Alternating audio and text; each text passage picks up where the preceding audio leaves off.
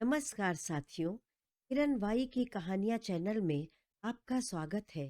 इस कहानी का पूरा आनंद लेने के लिए मेरे पिछले वीडियो अवश्य देखें।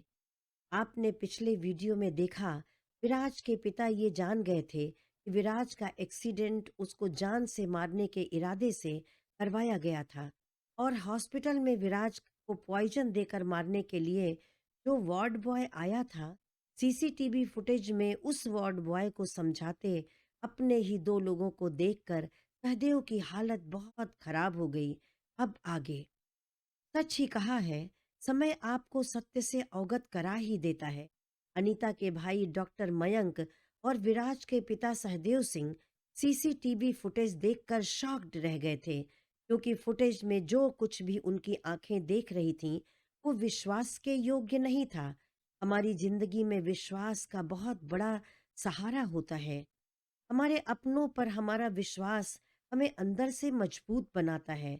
हम ये सोचकर निश्चिंत रहते हैं कि वो हर परिस्थिति में हमारे साथ खड़े रहेंगे, हमें कभी अकेला नहीं पड़ने देंगे।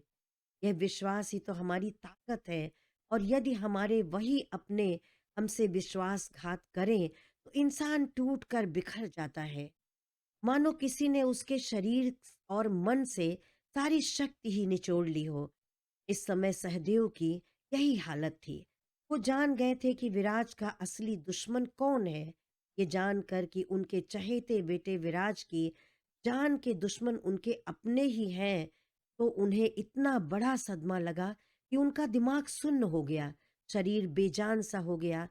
फिर भी अभी इस बात का खुलासा उन लोगों ने किसी के भी सामने नहीं किया था। इस बात को अभी गोपनीय ही रखा था। ऐसे कठिन समय में विराज का साला डॉक्टर मयंक और उसका दोस्त डॉक्टर असीम दोनों ही देवदूत के समान सहदेव का सहारा बनकर हर पल उनके साथ खड़े थे। सहदेव इस समय डॉक्टर असीम के चैम्बर में पेशेंट की बेड पर निढाल से पड़े थे। थोड़ी देर में उन्होंने अपने मन को मजबूत किया और उठ बैठे। मयंक ने तुरंत सहारा देकर सहदेव को बैठा दिया था। मयंक इस समय सहदेव के मन की हालत अच्छी तरह से समझ रहा था, इसलिए उसने सहदेव से सीसीटीवी फुटेज में वार्ड बॉय से बात कर रहे लोगों के बारे में कोई बात नहीं की, जबकि उसके मन में अनेकों प्रश्न उठ रहे थे, क्योंकि अभी वह सहदेव को और परेशान करना नहीं चाहता था। सहदेव ने खुद को थोड़ा संयत करते हुए डूबती आवाज में कहा, मयंक बेटा, अब तो आपके सामने सारी स्थिति स्पष्ट हो चुकी है। मयंक ने कहा, सॉरी अंकल जी, सीसीटीवी फुटेज में जिन लोगों को मैंने देखा उसे देखकर मेरा दिमाग और उलझ गया है। मेरा मन आंखों देखी बात पर भी भरोसा करने को बिल्कुल तैयार नहीं है। सहदेव ने कहा, बेटा, इसी का नाम तो जिंदगी है। कई बार हमारी आंखें ऐसा कुछ देख लेती हैं जिसे हमारा मन कभी भी स्वीकार नहीं कर पाता, लेकिन सच्चाई यदि आंखों के सामने हो तो मन को भी स्वीकार करना पड़ेगा। मयंक आश्चर्य से सहदेव की ओर देख रहा था। बहुत से प्रश्न उसकी आंखों में तैर रहे थे। उसके मन के भावों को पढ़ते हुए सहदेव ने कहा, मेरी जिंदगी के अतीत में बहुत से किस्से दबे हैं बेटा। अभी समय नहीं है, सही समय आने पर तुम्हें सब बताऊंगा। अभी के लिए तो बस इतना समझ लो कि जो कुछ भी तुमने देखा वो 100% सत्य है। मयंक की आंखें आश्चर्य से और चौड़ी हो गई थीं, क्योंकि उसके लिए इस बात पर विश्वास करना कठिन ही नहीं, असंभव था। उसने सोचा कि क्या ऐसा भी कभी हो सकता है, हमारा एक हाथ दूसरे हाथ को धोखा दे दे। सहदेव ने मयंक को शौक से बाहर निकालने के लिए बात को बदलते हुए कहा, मुझे अनीता और तुम्हारी मम्मी पापा से जल्दी मिलना है, और अब उस वार्ड बॉय से भी मिलना बहुत जरूरी है, क्योंकि अब तक वह बहुत कुछ झूठ बोल रहा था। मयंक ने कहा, आप चिंता मत कीजिए अंकल, अब तो हम उसके हलक में हाथ डालकर सब सच उगलवा लेंगे। वह भी सोचेगा कि किस मनहूस घड़ी में उसने उन लोगों की बात मानी। सहदेव ने कहा, अब मुझे विराज के पास जल्दी जाना चाहिए, बहुत देर हो चुकी है। मयंक ने सहदेव को आश्वस्त करते हुए कहा, अंकल, शाम को 4 बजे आप बाहर पोर्च में पहुंच जाइएगा। मेरा ड्राइवर आपको मेरे घर ले जाएगा, लेकिन ध्यान रहे कि 1 घंटे से अधिक समय नहीं लगना चाहिए, क्योंकि उसके बाद विजिटर आवर में कामनी आंटी कभी भी विराज के पास आ सकती हैं। फिर डॉक्टर असीम विराज के पास उनकी सुरक्षा के लिए नहीं रुक पाएंगे। सहदेव ने कहा, मैं खुद भी विराज को एक पल के लिए भी अकेला नहीं छोड़ना चाहता हूँ, लेकिन मेरा अनीता से मिलना भी बहुत जरूरी है। फिर मयंक के सिर पर हाथ रखते हुए सहदेव बोले, बेटा तुम्हारा ये उपकार मैं जीवन भर नहीं भूल पाऊंगा। इस मुसीबत की घड़ी में तुमने और डॉक्टर असीम ने मुझे बहुत सहारा दिया है। मयंक ने सहदेव का हाथ मजबूती से पकड़ते हुए कहा, उपकार की बात कहकर मुझे पराया मत बनाइए अंकल। मेरी बहन अनीता मुझे जान से भी ज्यादा प्यारी है। उसकी खुशियां विराज से और आप लोगों से जुड़ी हैं। फिर मैं पराया कैसे हो गया? मैं तो आप लोगों की हर खुशी और हर परेशानी में बराबर का भागीदार हूँ। ये कहते कहते मयंक की आंखें नम हो गई थीं। सहदेव ने मयंक को गले लगाते हुए उसके सिर पर हाथ फेर कर कहा, दीर्घायु हो बेटा, सदा खुश रहो। और उनकी आंखें भी भीग गईं। शाम को 4 बजे डॉक्टर असीम एक बार फिर विराज के कमरे में मौजूद थे। सहदेव ने विराज से कहा, बेटा थोड़ी देर के लिए मैं बाहर जा रहा हूँ, तब तक डॉक्टर असीम तुम्हें कंपनी देंगे। वैसे भी पापा के साथ रहकर तुम बोर हो गए होगे।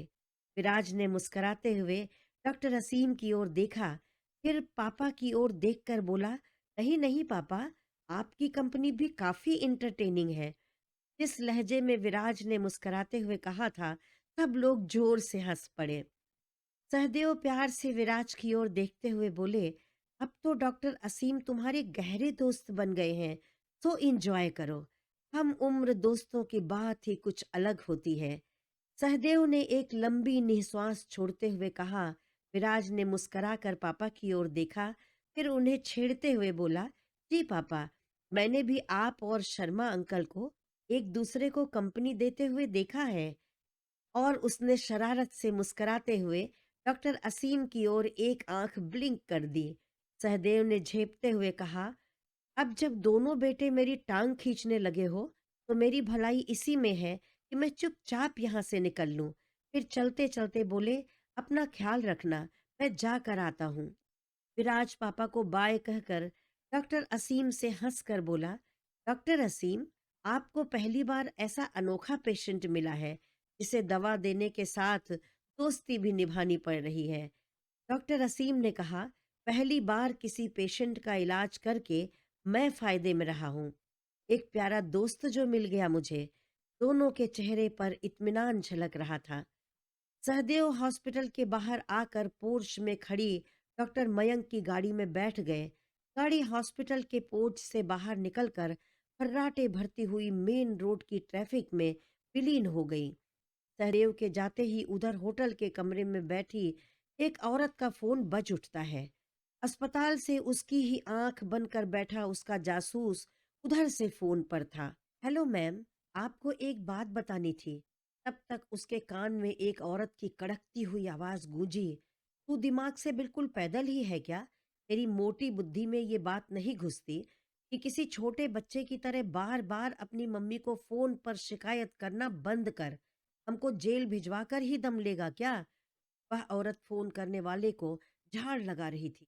फोन करने वाले ने हकलाते हुए कहा, मैडम बहुत जरूरी बात थी, जल्दी बको। अब की बार फोन पर औरत की जगह किसी आदमी की आवाज आई। फोन करने वाला समझ गया कि फोन मैडम के दुष्ट भाई के हाथ में था। उसने हकलाते हुए कहा, सर, बड़ा मुर्गा एक गाड़ी में बैठकर पहली बार अस्पताल से बाहर गया है, तो छोटा मुर्गा इस समय अकेला ही है, कहिए तो हलाल कर दूं।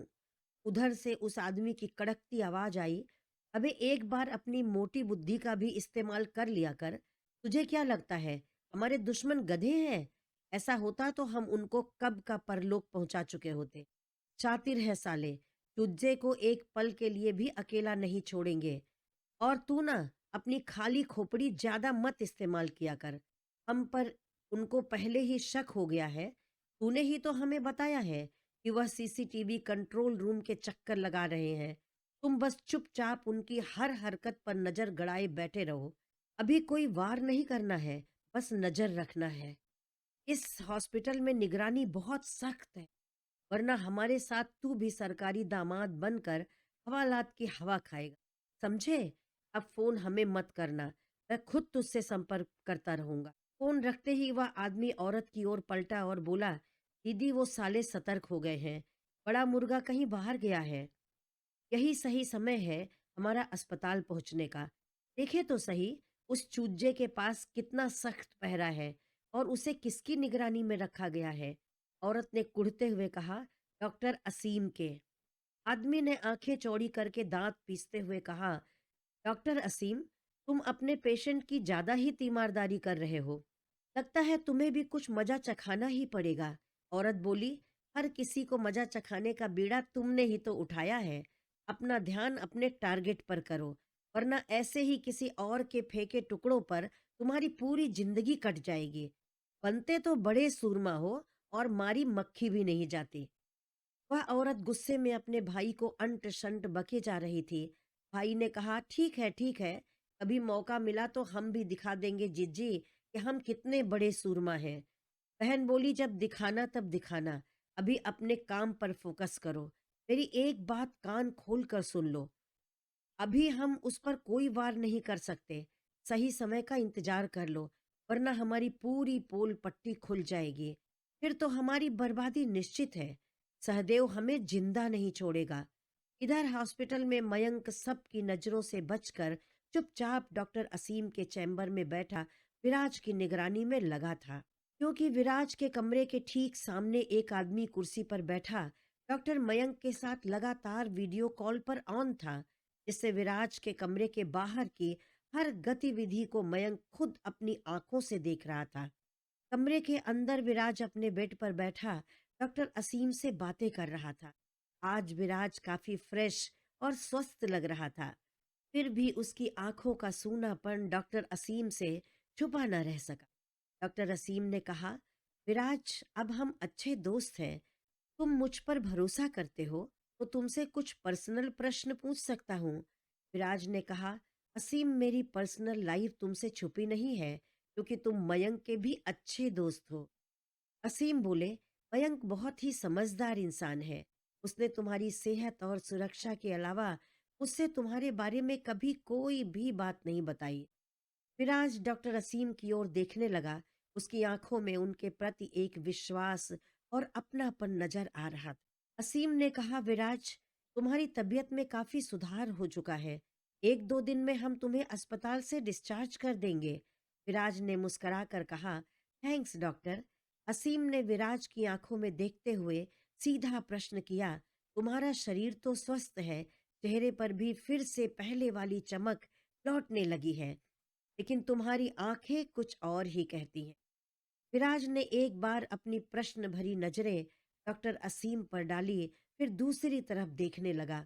उसने सोचा कि कहीं सच में असीम उसकी आंखों में उसके मन का भाव ना पढ़ ले। डॉक्टर असीम ने अपनी बात आगे बढ़ाते हुए कहा, विराज, तुम्हारी आंखों में बहुत सूनापन है, बहुत ही गहरी वीरानी है। तुम्हारी आंखें तुम्हारे मन की बीमारी का हाल बयां करती हैं। मुझ पर भरोसा है दोस्त, तुम मुझसे अपना दर्द बांट सकते हो, तुम्हारे दिल का बोझ कुछ हल्का हो जाए। विराज ने एक गहरी सांस छोड़ी, साथ ही दो बूंद आंसू उसकी पलकों का बांध तोड़कर उसकी हथेली पर ढुलक आए थे। डॉक्टर असीम अपनी कुर्सी छोड़कर विराज के करीब आकर बैठ गए। विराज का हाथ अपनी हथेली में पकड़कर कहा, मतलब चोट गहरी है, इसलिए दर्द भी बड़ा है, वरना पुरुष के मन का दर्द इतनी भी जल्दी आंखों से आंसू बनकर कभी नहीं बहता। विराज ने अपनी आंखें पोंछते हुए कहा, असीम, कई बार हम जानबूझकर कोई गलती नहीं करते, फिर भी हमारी जिंदगी में सब कुछ गलत हो जाता है। जिंदगी पूरी तरह से उलझ कर रह जाती है। इसे सुलझाने के लिए हमें कोई छोर नजर ही नहीं आता और हम एक मूक दर्शक बने अपनी ही बर्बादी का तमाशा बेबसी से देखते रह जाते हैं। वह चुप होकर डॉक्टर असीम की ओर देखने लगा। डॉक्टर असीम ने कहा, इसी का तो नाम जिंदगी है मेरे दोस्त, जिसकी राह में फूल ही नहीं कांटे भी बिछे होते हैं। अगर हम खुशी खुशी फूलों को अपने दामन में समेट लेते हैं, तो कांटों पर भी हमें संभल कर चलना पड़ता है। कुछ कांटे चुभते भी हैं, जिनका दर्द भी हमें सहन करना पड़ता है। और वही कांटे अगर दिल में चुभ जाए तो? विराज ने गहरी उदासी से कहा। तो उसे बहुत ही सावधानी और सतर्कता से निकालना पड़ता है। इससे निकलने के बाद भी उसकी चुभन टीस बनकर हमारे मन को दर्द ना पहुंचाती रहे। डॉक्टर असीम ने सधा सा उत्तर दिया। विराज ने नीचे देखते हुए अपने और अनीता के प्रेम, विवाह और अलगाव की कहानी संक्षेप में डॉक्टर असीम को सुना दी थी। डॉक्टर असीम ने महसूस किया कि अनीता के बारे में बात करते हुए विराज की आवाज में कितना प्रेम और गहरा दर्द छुपा था। इतना सब कुछ होने के बाद भी विराज के किसी शब्द ने अनीता की शान में गुस्ताखी नहीं की। उनके खिलाफ विराज ने एक शब्द भी नहीं बोला, बल्कि अनीता की तकलीफ बयां करते समय जाने कितनी बार विराज की आंखें छलक पड़ी थीं। प्रेम और उसकी पीड़ा से गुजरते हुए विराज और अनीता का दर्द अब असीम के मन और उसके चेहरे पर भी पसर चुका।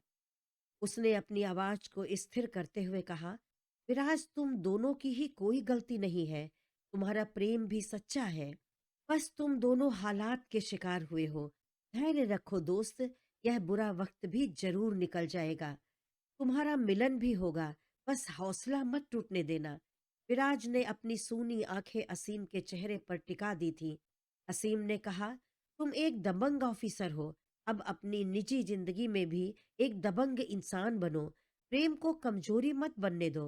रही बात प्यार की, तो दोस्त, अपने तजुर्बे से बता रहा हूं कि प्यार कभी भी गिड़गिड़ाकर भीख में नहीं मांगा जाता, बल्कि अपनी काबिलियत और प्यार से अपने सनम को एहसास दिलाओ कि तुम हमेशा उनके साथ थे, हो और रहोगे। तुम्हारा सच्चा प्यार खुद ब खुद तुम्हारी बाहों में दौड़ा चला आएगा। हर हाल में उसका साथ दो। तुम दोनों का प्रेम सच्चा है, तो तुम्हें मिलने से कोई नहीं रोक सकता।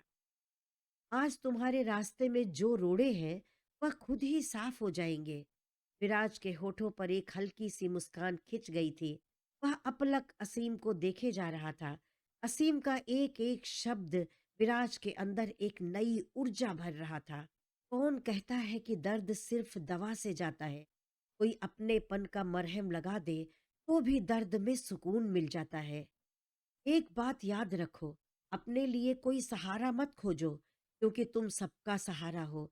और सबसे खास बात यह है कि अब अपनी नजरें चौकन्नी रखो। कई बार जिसे हम अपना सबसे बड़ा हमदर्द और करीबी समझते हैं, जिस पर सबसे अधिक प्रेम और विश्वास करते हैं, वहीं से विश्वासघात मिलता है। कई बार आंखों देखा भी गलत साबित होता है। शत्रु इतना शातिर होता है कि आंखों के साथ हमारा मन भी धोखा खा जाता है। तुम पर हमला हुआ है, जो पहचान करना सीखो कि तुम्हारा मित्र कौन है और अपनों के बीच छिपा हुआ शत्रु कौन है। अब चौंकने की बारी विराज की थी। उसने आश्चर्य और घबराहट भरी आवाज में अपनी आंखें चौड़ी करते हुए कहा, मतलब मेरा एक्सीडेंट नहीं हुआ था, बल्कि मुझ पर जानलेवा हमला हुआ था। मुझे जान से मारने की कोशिश की गई थी। असीम ने कहा, विराज, मैं एक डॉक्टर हूँ, इसलिए ये समझ सकता हूँ कि अब तुम बिल्कुल स्वस्थ हो। इसलिए तुम्हें ये बात बताना बहुत जरूरी है कि एक्सीडेंट के बहाने तुम्हारी हत्या का प्रयास किया गया और दूसरी बार तुम्हें पॉइजन देकर मारने के लिए हत्यारा सीसीयू वार्ड में तुम्हारे बेड के पास तक पहुंच गया था। लेकिन सही समय पर डॉक्टर मयंक पहुंच गए। उन्हें उस वार्ड बॉय पर शक हो गया। मयंक के सवालों से घबराकर वो भाग गया। इतना सुनने के बाद घबराहट में विराज के माथे पर पसीने की बूंदें छलक आईं। डॉक्टर असीम ने विराज के माथे पर उभर आए पसीने को टिश्यू पेपर से पोंछते हुए कहा, डरने की बात नहीं है विराज।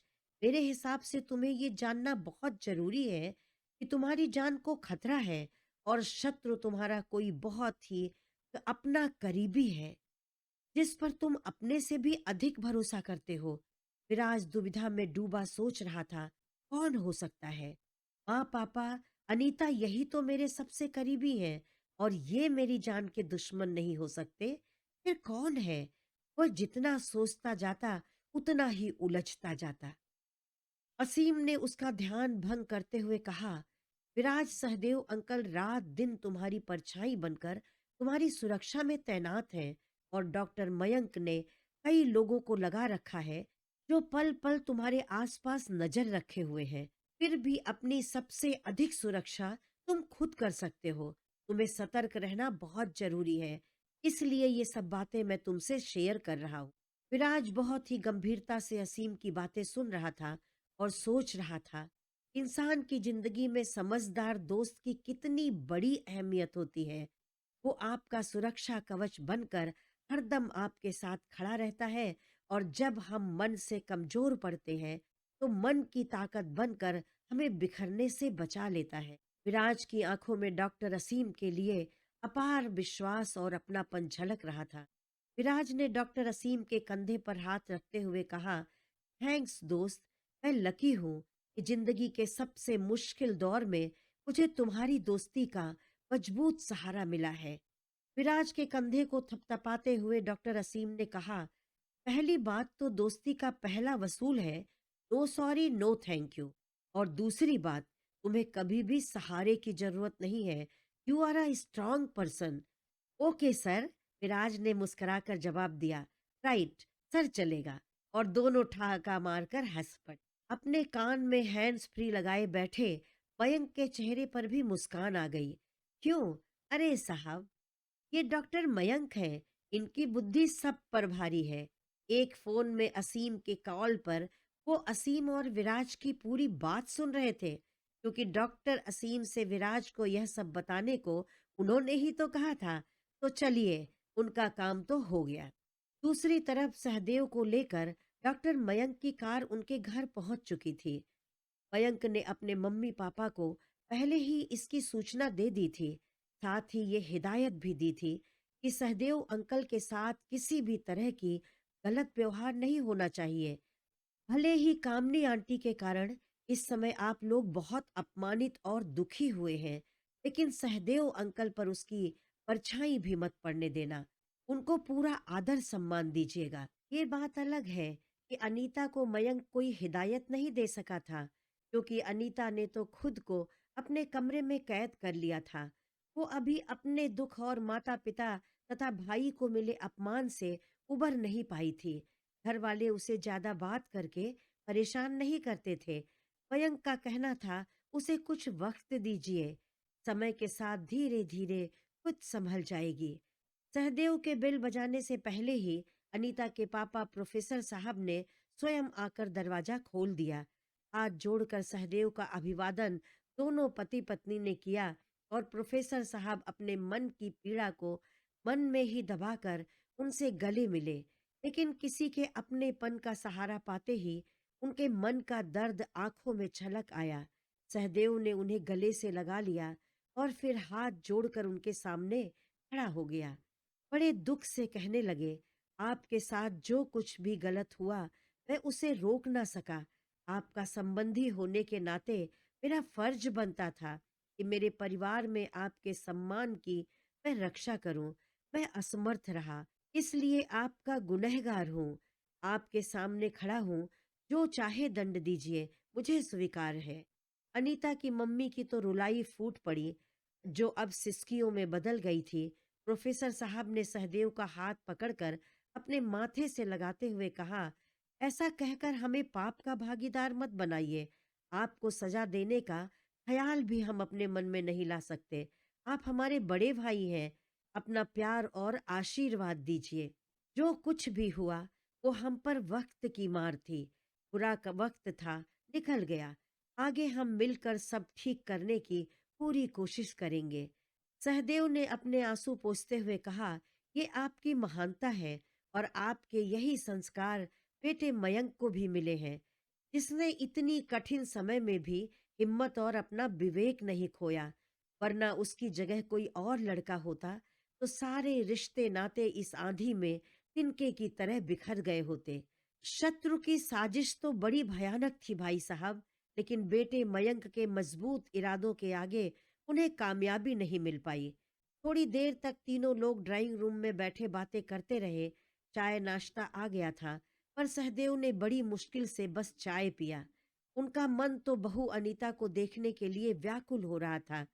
वह उससे मिलकर उसके सिर पर अपनी ममता का हाथ फेरना चाहता था, जिससे उसके मन के दर्द को कुछ कम कर सके। थोड़ी देर बाद सहदेव ने अनीता की मम्मी की ओर रुख करते हुए कहा, भाभी जी, मेरी बेटी अनीता कैसी है? ये कहते हुए सहदेव की आवाज बुरी तरह कांप गई, जिसे अनीता के मम्मी पापा ने भी महसूस किया।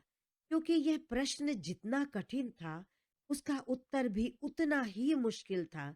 अनीता किस हाल में है, उसका दर्द उन तीनों का दिल अच्छी तरह से महसूस कर सकता था। कोई उत्तर न पाकर सहदेव ने बड़ी मुश्किल से हिम्मत जुटाते हुए कहा, मैं अनीता बिटिया से मिलना चाहता हूँ। इतना कहकर वो अपने समधी का चेहरा पढ़ने की कोशिश करने लगे कि सहदेव के प्रश्न पर उनकी क्या प्रतिक्रिया थी। अनीता के माता पिता को असमंजस में देखकर सहदेव ने कहा, आप लोग चिंता ना करें और मुझ पर विश्वास रखें। अब मैं इस स्थिति को बिगड़ने नहीं दूंगा। मुझे अपनी बहू के सम्मान और उसकी भावनाओं की पूरी कद्र है। अनीता की मम्मी खड़े होते हुए बोली, भाई साहब, आप भी उसके पिता हैं। अपनी बेटी से आप मिल सकते हैं। हम कौन होते हैं रोकने वाले? ये कहकर वह हल्के से मुस्कुरा पड़ी थी। सहदेव अनीता के कमरे के बाहर खड़े थे। अनीता की मम्मी ने दरवाजा नॉक किया तो अनीता ने कहा, मम्मी, दरवाजा खुला है।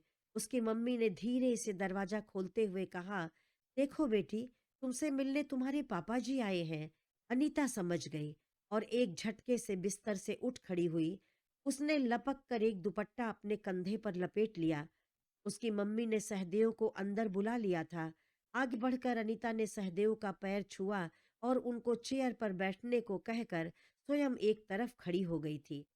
सहदेव ने अनीता के सिर पर हाथ फेरते हुए धीरे से उसे गले से लगाकर कहा, तुम मेरी बहादुर बेटी हो, बहुत हिम्मत वाली। फिर हाथ जोड़कर बोले, बेटी, अपने इस पापा जी को माफ कर दो। मैं एक पिता की तरह तुम्हारे सम्मान की रक्षा नहीं कर सका। आज मैं तुम्हारी दी गई हर सजा को भुगतने के लिए तैयार हूँ। बस अब तुम अपने आप को और सजा मत दो बेटा। अनीता ने बहुत ही धीरे से लेकिन रूखी आवाज में कहा, आप हमसे माफी क्यों मांग रहे हैं पापा जी? आपने तो कुछ नहीं किया है। सहदेव ने कहा, मेरे अपनों ने आपका सम्मान और आपकी भावनाओं को चोट पहुंचाई है। उनकी ओर से मैं माफी मांगता हूँ। माफ कर दो बेटा।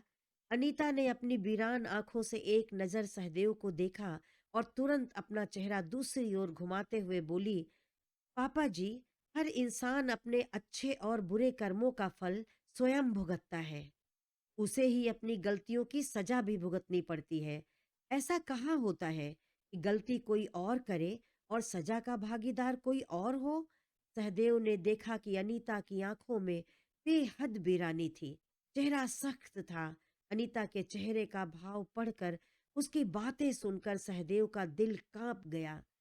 उसे किसी बड़े बवंडर का आभास हो गया था, जो अब तक के आने वाले हर छोटे बड़े तूफान पर भारी था। लेकिन सहदेव किसी भी हालत में अपने बेटे की जिंदगी को बिखरने नहीं देना चाहते थे। अपने आप को कुछ स्थिर करते हुए बोले, तुम ठीक कहती हो बेटा। जिसने गलती की है उसे ही सजा मिलनी चाहिए। आपके परिवार को झूठे केस में फंसाकर कामनी ने जेल करवाई। इसमें विराज का क्या दोष है? कामनी और उसके भाई विकास की गलतियों की सजा विराज को क्यों दी जाए? ये तो उचित न होगा। अब अनीता की आंखों में नाराजगी तैरने लगी थी, इस बात से कि पापा जी हमेशा ही विराज की गलतियों पर पर्दा क्यों डालने का प्रयास करते हैं।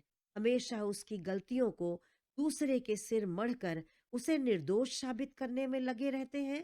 उसने सहदेव की ओर पलटकर रूखे स्वर में कहा, तो क्या दो औरतों की जिंदगी को जहन्नुम बनाने में विराज का कोई हाथ नहीं था? वह पूरी तरह से निर्दोष है। अनीता का गुस्सा और उसकी सख्त आवाज सहदेव के मन को कपाए दे रही थी। लेकिन यहाँ आने से पहले उन्होंने अपने मन को मजबूत बना लिया था। वो चाहते थे कि अनीता के मन में कामनी और विराज के लिए जो आक्रोश भरा था, वह मुझ पर उतार कर शायद अनीता का मन कुछ शांत हो जाए। वह समझ रहे थे, अनीता के गुस्से की आग यदि उसके मन ही में धधकती रही बाहर ना निकली तो उस आग में वो खुद को ही जलाकर राख कर लेगी। सहदेव ने अनीता को बेटी सिर्फ कहा ही नहीं था, बल्कि दिल से उसे बेटी भी मानते थे। अपनी बेटी के मन की पीड़ा को वो कम करना चाहते थे। सहदेव ने बहुत ही शांत और गंभीर आवाज में कहा, तुम्हारी और रागनी की जिंदगी में दुख भरने का जिम्मेदार विराज नहीं है। उस बेचारे का दोष तो बस इतना है, वह अपनी माँ कामनी से बेहद प्रेम करता है। उसकी मर्जी के खिलाफ एक कदम भी आगे नहीं बढ़ सकता। हाँ, यदि माँ को प्यार करना गलत है तो वह दोषी है, अन्यथा वह निर्दोष है। अब तो अनीता की आंखें गुस्से से जलने लगी थीं, उसकी आवाज कांपने लगी थी। उसने कहा, पापा, मेरी और रागनी के स्थान पर भगवान न करे यदि आपकी बेटी होती तो भी आप यही कहते। सहदेव को कोई उत्तर देते ना बना। वो चुपचाप अनीता के चेहरे को देखते रहे। अनीता ने कहा, रागिनी विराज की सिर्फ पत्नी ही नहीं, बल्कि उसका पहला प्यार भी थी, जिसे छोड़ने की कसक मैंने विराज के दिल में महसूस किया था। तो क्या उसको तलाक कामनी जी ने दिया था, या विराज ने उसके साथ धोखा किया? सहदेव ने कहा, तुम गलत समझ रही हो बेटा। रागिनी से तलाक का फैसला विराज का नहीं था। विराज उस समय नादान था। उस बेचारे को तो ये भी नहीं पता था कि उसका तलाक क्यों हो रहा है। अनीता आश्चर्य से सहदेव की ओर देखते हुए बोली, पापा जी, मुझे ताज्जुब होता है। आप विराज को निर्दोष साबित करने के लिए कुछ भी कहने के लिए तैयार हैं। जब रागनी को विराज ने तलाक दिया था, तब वो इंजीनियरिंग पास करके गजेटेड क्लास 1 ऑफिसर बन चुका था, और आप कहते हैं कि वो नादान था। एक नादान ऑफिसर? वह व्यंग से मुस्कराई और मेरी सुहाग रात पर नशे में धुत होकर जब मेरे पास आया, मेरे पैरों पर सिर रखकर बेख्याली में रागनी से माफी मांगता रहा, वो भी उसकी गलती नहीं थी। विराज एक गैर जिम्मेदार इंसान है पापा जी। वह एक अच्छा बेटा हो सकता है, लेकिन क्या उसे एक जिम्मेदार पति नहीं होना चाहिए? सहदेव ने कहा, एक बात कहूं बेटा, रागिनी विराज का बीता हुआ कल है। अब गड़े मुर्दे खोदने से कुछ भी हासिल नहीं होगा। तुम विराज का आज हो, और तुम दोनों एक दूसरे से बहुत प्यार करते हो। पिछली सारी बातें भूलकर जिंदगी में आगे बढ़ो। अनीता ने कहा, नहीं पापा, रागिनी ही नहीं, मैं भी विराज का बीता हुआ कल हूँ। विराज की पहली पत्नी के साथ तो वह कुछ भी नहीं हुआ जो मेरे साथ हुआ है। मेरी जिंदगी का तो विराज और उसकी माँ ने तमाशा ही बनाकर रख दिया। मेरे और मेरे घर वालों की इज्जत उन दोनों ने सरे आम नीलाम कर दी। अब और क्या बचा है पापा, जिसे आप सहेजना चाहते हैं? इस जिल्लत से मैं और मेरे घर वाले पता नहीं कभी निकल भी पाएंगे कि नहीं। ये हमें जिंदगी भर शर्मसार करती रहेगी। हम इज्जतदार लोग हैं। हमारे माँ पापा ने जिंदगी भर बस इज्जत ही कमाई थी, और विराज के माँ ने हम सबको बिना कसूर के जेल भेजकर एक पल में हमारी इज्जत मिट्टी में मिला दिया। उन्हें इसका खामियाजा तो भुगतना ही पड़ेगा। मैं उन्हें अपनी जिंदगी में कभी माफ नहीं कर सकती। ना तो कभी विराज को माफ कर सकती हूँ, और ना ही उनकी माँ को माफ करूंगी। अनीता के मजबूत इरादों के आगे सहदेव की हिम्मत टूटने लगी थी। उनकी आंखों से आंसू बहने लगे थे। वो अपलक अनीता को देख रहे थे कि एक सीधी साधी संस्कारी लड़की को कामनी की अकड़ ने रणचंडी बनने पर मजबूर कर दिया था। सहदेव गहरी सोच में डूबे हुए थे। ऐसा लगता था कि जैसे कोई बड़ा फैसला लेना चाहते हैं, लेकिन दिल और दिमाग की जंग उनके अंतर मन में छिड़ी हुई थी। अचानक कुछ सोचते हुए गंभीर आवाज में उन्होंने कहा, अनीता बेटा, तुम बिल्कुल सत्य कह रही हो। तुम्हारी हर बात 100% सही है। लेकिन इन सब के बावजूद क्या मेरे लिए तुम्हारे मन में कोई विश्वास बचा है? अनीता ने कहा, पापा जी, आप मेरे पिता के समान हैं, और आपकी लाचारी को मैं भली भांति समझती हूँ। मुझे आपसे कोई शिकायत नहीं है। आज भी मेरे मन में आपके लिए वही सम्मान और लगाव मौजूद है। सहदेव ने अनीता के सिर पर हाथ फेरते हुए कहा, मुझ पर विश्वास है तो भरोसा रखो। तुम्हारी हर जंग में तुम्हारा ये पिता तुम्हारे साथ खड़ा होगा। जो भी तुम्हारा अपराधी है, उसे सजा अवश्य मिलेगी। अब अनीता ने आश्चर्य से सहदेव की ओर देखा। अब सहदेव की ममता का सहारा मिला तो उसकी आंखें आंसुओं से भर गई थीं। सहदेव ने कहा, पिता कहा है तो पिता की बात का विश्वास भी करो। विराज उतना भी बुरा नहीं है बेटा, जितना आप समझ रही हैं। ये तो आपका दिल भी जानता है कि विराज आपसे कितना प्रेम करता है। आपके बिना उसकी जिंदगी कभी पूरी हो ही नहीं सकती। और जितना कसूरवार वो था, उससे अधिक दंड उसे परमात्मा ने दे दिया है। पहले तो आपको उससे दूर करके और फिर उस पर जानलेवा हमला करवा कर। अब घबराने की बारी अनीता की थी। एक पल को तो अनीता की सांस रुक ही गई थी, ये सुनकर कि विराज का एक्सीडेंट उस पर जानलेवा हमला था। वह खुद नहीं जानती थी कि विराज से उसकी नाराजगी ऊपर से थी, वरना उसका दिल तो आज भी विराज की सांसों के साथ ही धड़कता था। वो बुरी तरह से तड़प उठी। एक पल पहले ही क्रोध से लाल उसकी आंखों में विराज के वियोग की तड़प समा गई। उसकी जिंदगी की परवाह उसके दिल तक हलचल मचा गई थी।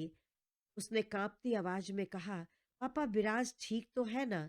सहदेव के चेहरे पर एक इत्मीनान भरी मुस्कान छा गई थी। उन्होंने कहा, तुम्हारा विराज बिल्कुल ठीक है। मैं और मयंक तथा डॉक्टर असीम दिन रात उसकी सुरक्षा में तैनात हैं। तुम चिंता मत करो, और चाहो तो चलकर अपनी आंखों से देख सकती हो। ये सुनकर एक पल में ही अनिता का स्वर बदल गया। उसने कहा, पापा विराज की चिंता का संबंध मेरे मन से है। मुझे उससे प्रेम है, लेकिन अपनी माँ पापा के प्रति मेरी जिम्मेदारी मेरे प्रेम से पहले है। मैं विराज के पास कभी नहीं जाऊंगी, और जो कुछ भी मेरे पेरेंट्स के साथ हुआ है उसका दंड दिलवाने में मैं तुम्हारे साथ हूँ। अनीता की बात पूरी करते हुए सहदेव ने कहा, अपने इस पापा जी पर भरोसा रखो। अनीता ने सिर नीचे झुका लिया था। बेटा अपना ख्याल रखना। ये कहते हुए सहदेव कमरे से बाहर निकल गए। मयंक का फोन आ गया था। वो उन्हें जल्दी हॉस्पिटल में आने को कह रहा था। थोड़ी देर में सहदेव हॉस्पिटल पहुंच गए थे, और उधर कामनी और विकास भी विराज से मिलने हॉस्पिटल आ गए। रूम में जाते ही कामनी विराज के पास बैठ गई। उसे गले लगाते हुए कामनी रोने लगी। उसने विराज से शिकायत करते हुए कहा, बेटा तुम्हारे पापा मुझे तुम्हारे साथ नहीं रहने देते हैं। मैं कहती हूँ कि रात में आप रुकेंगे तो दिन भर मुझे मेरे बेटे के पास रहने दो। मैं तो जी भरकर तुम्हें देख भी नहीं पाती, लेकिन ये है कि मेरे बेटे पर रात दिन अपना ही कब्जा जमाए बैठे हैं। आज मैं इनकी कोई भी बात सुनने वाली नहीं हूँ, और मैं यहाँ से कहीं नहीं जाऊंगी। ऐसा कहकर विराज को गले से लगाकर वो सुबकने लगी।